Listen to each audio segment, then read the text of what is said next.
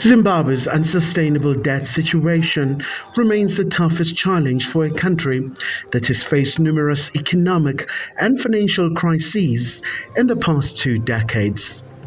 The country is grappling with growing foreign debt of approximately $12.7 billion. In 2002, Zimbabwean President Emmerson Mnangagwa enlisted the African Development Bank President Arkunumi Adesina and former Mozambican President Joaquim Chissano to lead debt restructuring talks with creditors.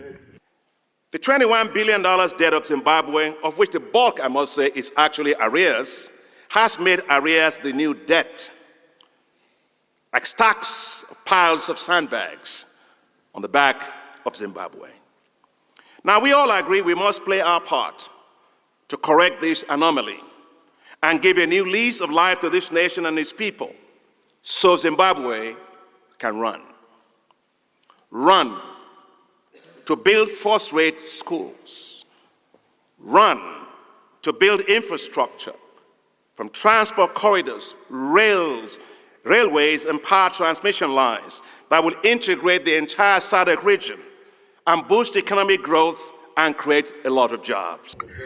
As part of its debt clearance strategy, Zimbabwe is committed to economic and government reforms, including compensation for former white farmers whose land was seized during the controversial land reform program in 2000.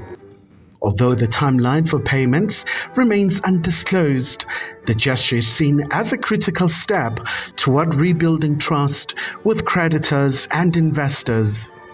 The government has earmarked in its 2024 budget $35 million for compensation, being $35 million for former farm owners under the Global Compensation Deed, and $20 million for farms covered by the Bilateral Investment Promotion and Protection Agreements, BIPAs.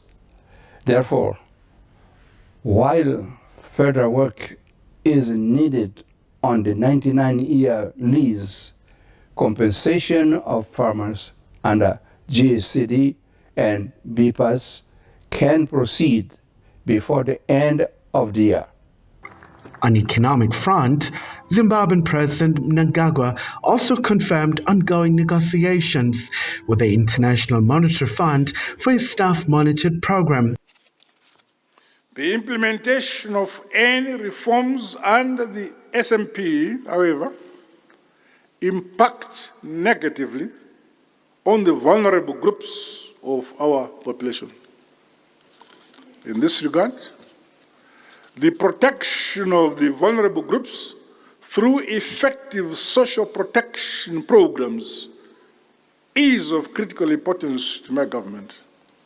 For Zimbabwe, the success of the debt clearance process and re-engagement with creditors could unlock much-needed international financing, while failure to deliver on reforms risk further isolation. Khumalo, SABC News.